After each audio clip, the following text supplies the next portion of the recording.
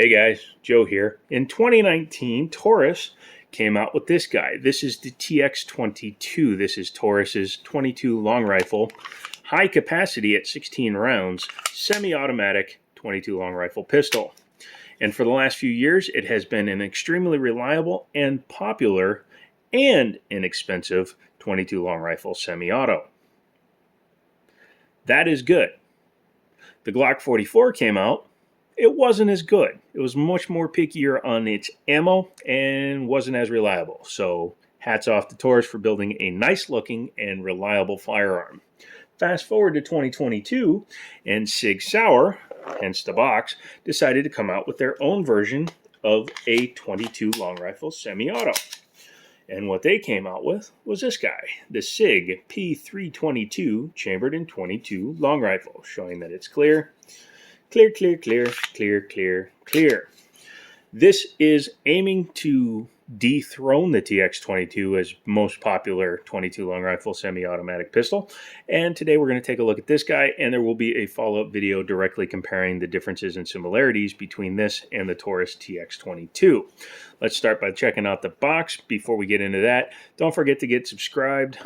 Use my Amazon affiliate links. You'll help the channel grow that way. Also, Google Harrisonburg, Virginia, Liberty Arms. Tell them I sent you. Get on the list for when they get more of these in. You can't have it. It's Mayan. Well, no, it's actually American. Well, technically it's not. I don't know where this guy's built. Where was this one made? It says Newington, New Hampshire, but I can't recall if this was actually built over there and brought here or not.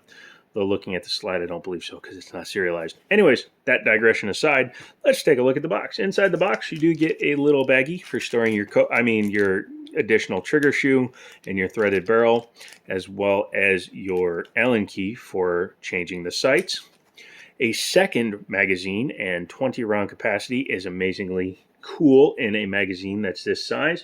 For comparison's sake, here's the Taurus magazine. As you can see, functionally, they are the same size, but this one holds 4 more rounds. Good for you, Mr. Sig Sauer.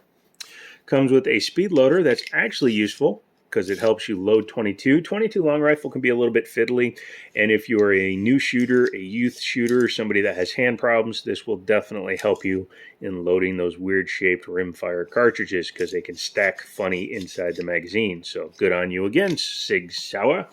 Underneath here, I've placed the manual as well as the gun lock. I do apologize. I'm in an extreme amount of pain, and English is failing me. So if I do some jump cuts, you'll know why. Let's close up the box, slide it aside. By the way, this one should be airline approved. Very deep grooves here for slotting in, as well as the locks are here, which will definitely prevent you from being able to open the case. But check with TSA before you take my word for it. Anyways, let's move back to the pistol. Very nice family resemblance to the 3 Series, a la the 320 and the 365. I'm just going to call those 3 Series guns from now moving forward. It'll make things a lot easier. Same style grip panels. However, the grip angle is quite different from a 320. My 320 is at the store because I'm trading it in towards a couple of firearms. But this guy has very nice panels, but a little bit straighter backstrap that's also thinner. It still somehow manages to fill my hand. Really weird. Very, very Sig stylistic here with its cut. Thumb fits really nice and goes here to your mag release. However, they don't texture it. I guess they think if you're wearing gloves, that'll counteract it or something. Or maybe they're planning on doing an X series frame, which they've done on the other guns, which comes up here and adds texturing all the way up to underneath the slide lock, and in this case, the manual safety.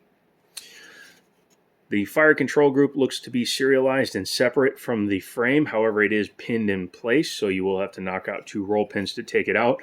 But that's why I believe they're probably going to do an upgraded frame in the future, and I'm down for that, so we'll have to see what happens there. Ambidextrous controls for the slide lock slide release, and they are fully functional both sides.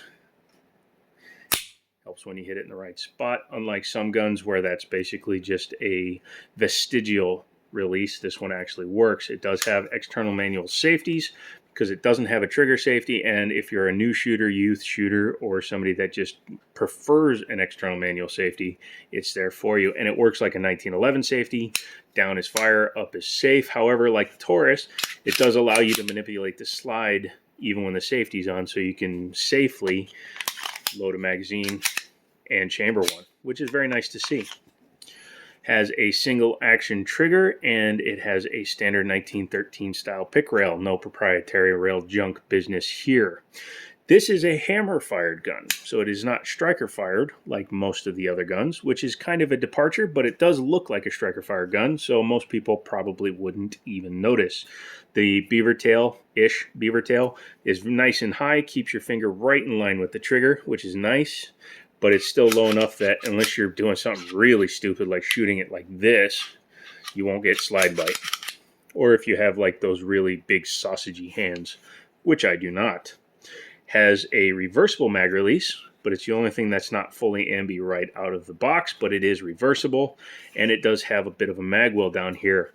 There is one detriment to that, and we'll talk about that real quick. Magazines are polymer, they feel nice. Polymer frame mags are very common for 22, as 22s are not very heavy. They don't need big steel feed lips, anything like that. But the mag release works well, and the magazines are drop free. However, the flush fit mags, and there will be different base plates available for extended capacity as well as 25 rounders right out of the box. There's no way to strip the mag out. And I saw somebody that had a double feed and he was trying to drop the magazine and the magazine was stuck because you can't strip out the mag if it gets stuck. So that's one detriment, but you can see here maybe these pieces can be swapped out and you can add in a slightly bigger base plate so that you can do that. Or if you really think that'll be a problem for you, you could always Dremel the sides, or you can trust that Sig built a good gun and hopefully it doesn't jam. We'll see what happens. Looking at the slide, you have front and rear slide serrations that are super easy to grab, and being a 22, being super light, you can do that for your press checks, or you can just charge it that way. Very easy and simple to do. Has an internal extractor, which is fine. Nothing wrong with that. And up here you will see that it does have fiber optic sights. Pretty easy sight picture, and I'm sure during the day these rear ones are even easier to pick up because they pick up light through there, and then you can see them through the back of the tube. This is a removable plate, which is nice to see. Means that this is a red dot ready firearm, and I will be showing you what that looks like before the end of the video. The MSRP on this gun is $399. You should be able to find it for that. If not, some places are charging a little bit more. I have yet to see one under the MSRP. Let me know what you paid for it if you've got one of these guys.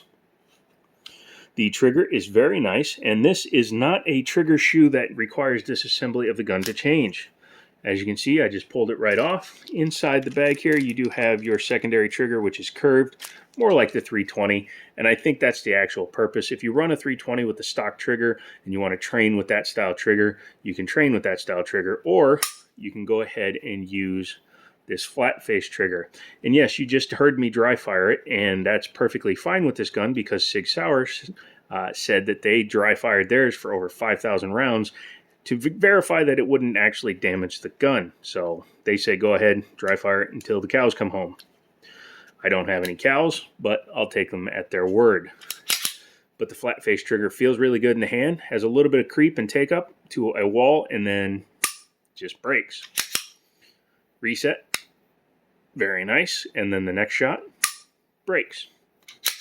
I actually went out and bought one of these cheap little Chinese trigger gauges, and it seems to be working okay. So let's go ahead and try the trigger. I'm going to hold it as if I was actually going to shoot it, put it on there, and 3 pounds.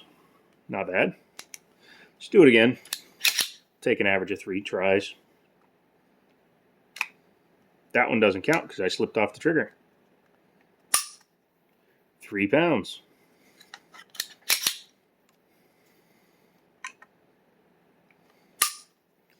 3.8 if you ride up higher on the trigger. So anywhere from a 3 to a 3.5 pound trigger. Not bad. Like I said, it feels really good in the hand. I think it changes the weight a little bit when you have the curved trigger too, especially if you're shooting from the bottom. It requires a little bit more of a fulcrum to fire the gun.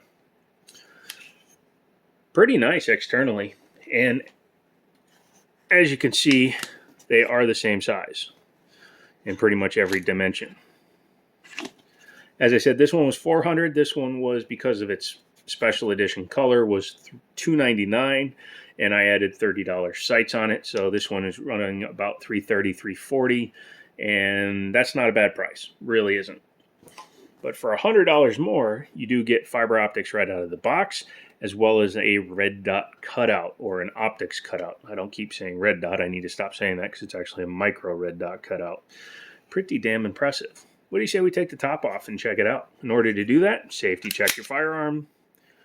Go ahead and make sure there's nothing in it. We are good. Drop the slide and take this. Normally you drop it down. This time you just pop it up. Bring your slide back, lift up, and boom. A lot of Walthers and things like that operate the same way, which is very nice. Looking inside of it, you can see right there, there's your extractor. There's your firing pin tube. And as I said, it is hammer fired. And there's your hammer. Very nice. That little hole there is to get to the set screw for the front sight. So it is screwed into place, but it's fiber optic, so there's no need to replace it unless you're going to put like a taller sights because you're going to run a suppressor. But there's a better way to resolve that. I was going to say resolution to that. And we'll take a look at that in a minute. Taking a look at the barrel, as you can see, it is fixed in place. It's pinned, 2 pins there. One's a roll pin, the other one's just a standard pin. Knock those guys out and you can take it out for replacement or repair. The spring is held on by the barrel adapter, which we will be talking about in a little bit here, but this is your recoil for the gun. It is just a straight blowback gun. Nothing wrong with that. It's 22, doesn't need a lot of recoiling or recoil dampening. Being fixed in place theoretically allows for a more accurate pistol because as the slide cycles, the barrel stays in place, doesn't tilt, which A, means that the pressure is going straight back, and 2, when the gun resets, the barrel is in the same position exactly. So there's no wobbling of the barrel when it resets. You can see back here the rails that it rides on. Just small rails back here. It doesn't need super beefy rails, and they didn't put them in there. So, okay. Safety's there. Functions very well. And the slide lock slide release is right here. And as you can see, it's actually pretty symmetrical, which is what you need to have a functioning offside slide lock. Sorry, my brain just stopped as I was talking words. Yeah, pretty well put together. Let's go ahead and do as such. Put it back together. Put the takedown lever in the right position. Take your slide, come all the way back, drop it, and you're back in business. Give me a second. I'm going to swap on the red dot and the threaded barrel adapter, and I'll come back when that's done. Much like the Taurus has, this one has a removable thread adapter because obviously the size there is too small. So if it had this on there, it wouldn't be able to come off. And the barrel itself is too small to put the threads on there in a way that would work functionality-wise. So what they've done is they've added the adapter to it in the box, and you will put it on there if you want to run a threaded barrel. Now I have a threaded barrel protector on there. You don't have to do that. I bought these aftermarket. I just think they protect the threads, number one, but they look cooler when they're on it, number two. Yeah, just that alone looks so much cooler, doesn't it? Well, I'm going to put that red dot on. I'll be right back. For this video, and for most of my micro red dot guns moving forward, I've added a Holosun 407K. It's just a really nice one. It's a 6 MOA. I think my sight mark was a 3 MOA, but I went with the 6 MOA because I wanted the ability to co-witness because I'm thinking about sending one of my 1911s for a slide cut, and this allows you to co-witness because it does have the trench in the back, which actually is at the right height to co-witness with this particular firearm. I'm not sure if the red dot's on, or in this case the green dot is on. I'll have to take it to the range and test, but as you can see, it fits the size of the gun very nicely. And if you had to, you can manipulate it from your pants or whatever using the front of your sight. However, it's so light that you don't have any problem just manipulating it from the slide itself, so you can reduce the risks of losing zero. But as you can see, when it has the red dot on there, kind of changes up the pistol and makes it a little bit more shootable because you have one point of aim. And again, if you get one like the Holosun 407, 507 series, you will have co-witnessing in case your sight does die. I kind of wish this had the optics cut right out of the box.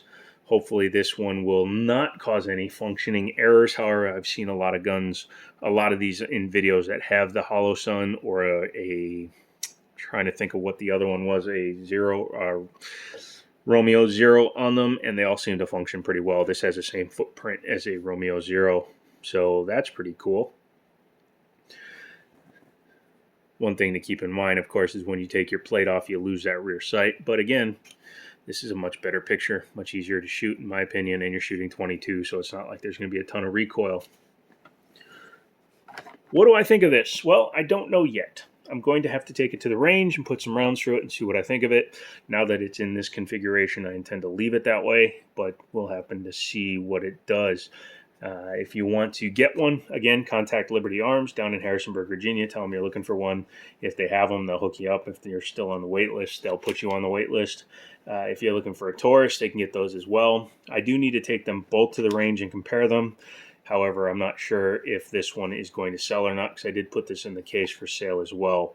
I don't really need two of them, and the channel isn't big enough for me to be able to keep both of them. So come along, help me grow the channel so that we can keep stuff like this, so we can do more in-depth testing and comparisons, and come back for the range video. TLDR, this thing is great, but we need to see what that one's like. Yeah! This is Joe, Jiminy Show, and as always, I'll talk to you later.